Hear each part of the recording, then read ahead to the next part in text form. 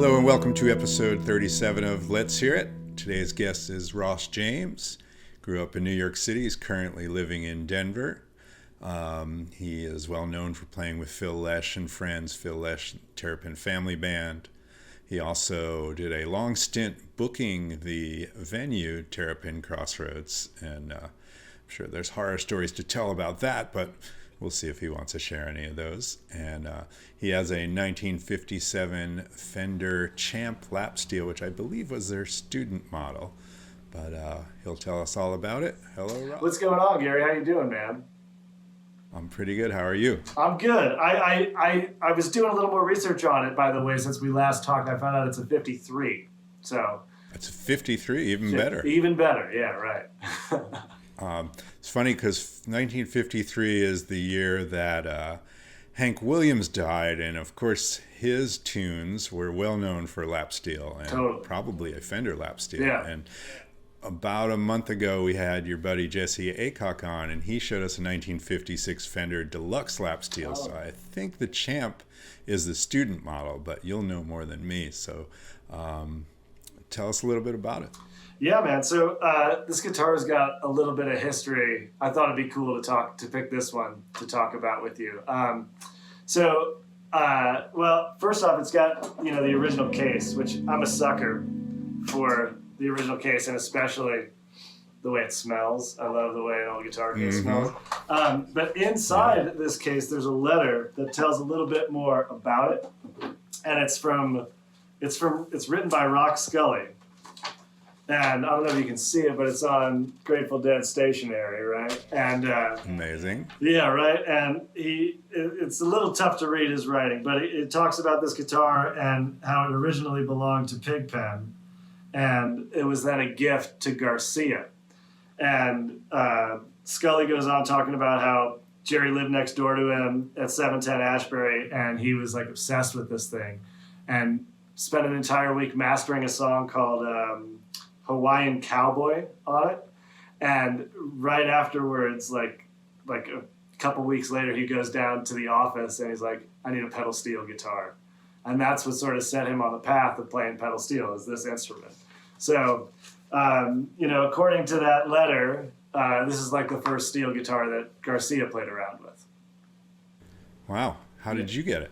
There's a guy, a feller named Marty, who's a guitar dealer, guitar broker, who was a regular at Terrapin Crossroads and just like the sweetest dude ever. He'd come out all the time.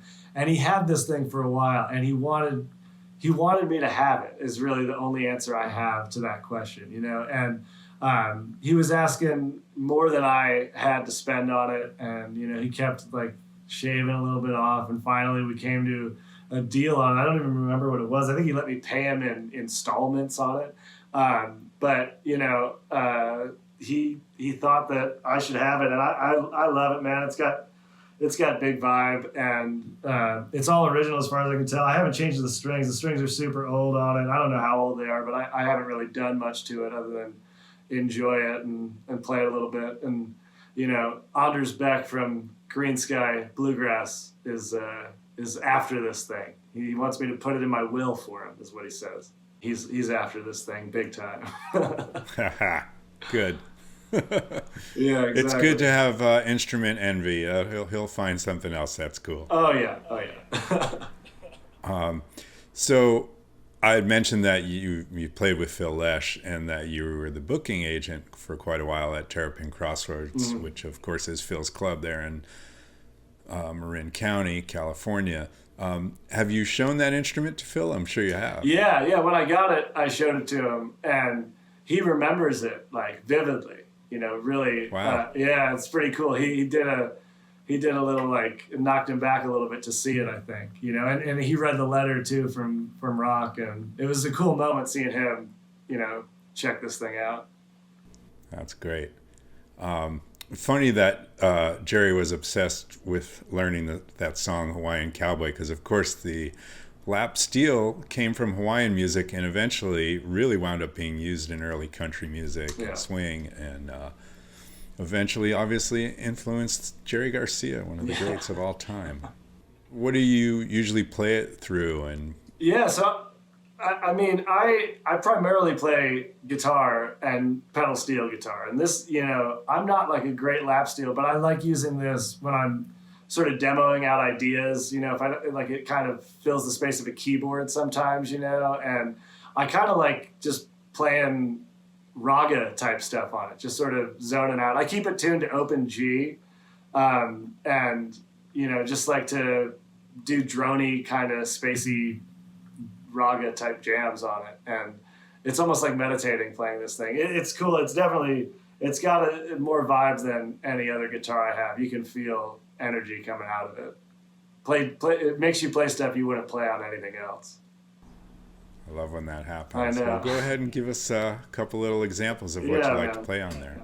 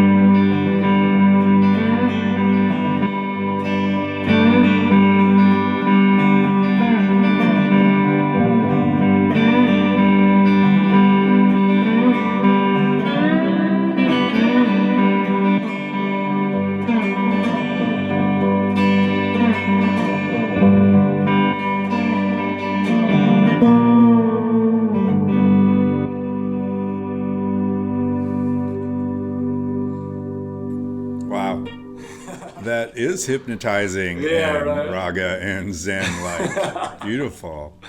Thanks, man. I like the reverb you've got going on there too. What are you playing through? Yeah, so I've got right behind me. I've got my '69 Fender Twin, and just running a little delay with that and the sweet reverb on that amp. But yep, Fender into a Fender, man. Can't beat it. That Nope. sounds amazing. And I mean, have you used it on any recordings, that particular one? I haven't used it on anything other than like demos. I'm getting ready to cut a new record though, and I think it's gonna find a place on there for sure. I've just sort of used it around the house, for fun stuff, and then when people come over, it's been used for some jams. Like Anders has played around with it. Bill Nershi from String Cheese got sucked into the vortex of this thing one night. It's fun, and every time somebody picks it up, even if I haven't told them the story yet, it's magnetic. This guitar. That's great. And of course, you're living in Denver, which is one of the great music cities in the country. Yeah. And I've actually seen you've been able to play some gigs and do a lot of stuff. During COVID. Yeah, I've been lucky for that. I think we're on the verge of that becoming a thing of the past, at least for a little while. We're kind of going backwards, shutting down stuff. But in the summertime, I was lucky.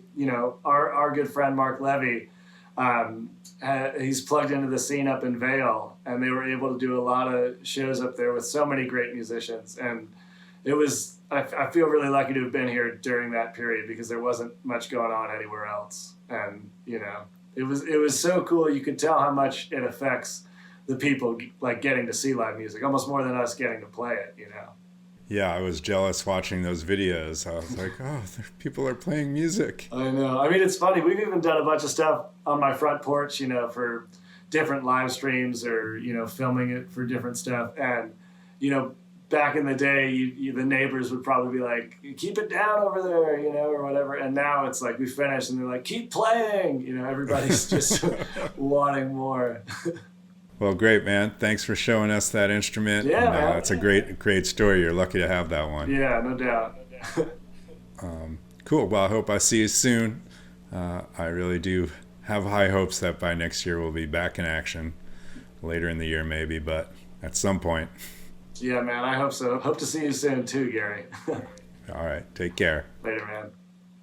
Thanks to Ross James for coming on, showing us that very historic 1957 Fender Champ Lapsteel. Once in the hands of Pigpen and Jerry Garcia, the original Grateful Dead members. Of course, Pigpen, if you didn't know who he was, he died in the early 70s, but he was a big part of the Grateful Dead when they first formed in the mid-60s, and was great. He was a singer and a harmonica player, and apparently noodling around on a lap steel as well, and that inspired Jerry. Great story from Ross James. Check in for the next episode of Let's Hear It in a couple days, and thanks for watching. See ya.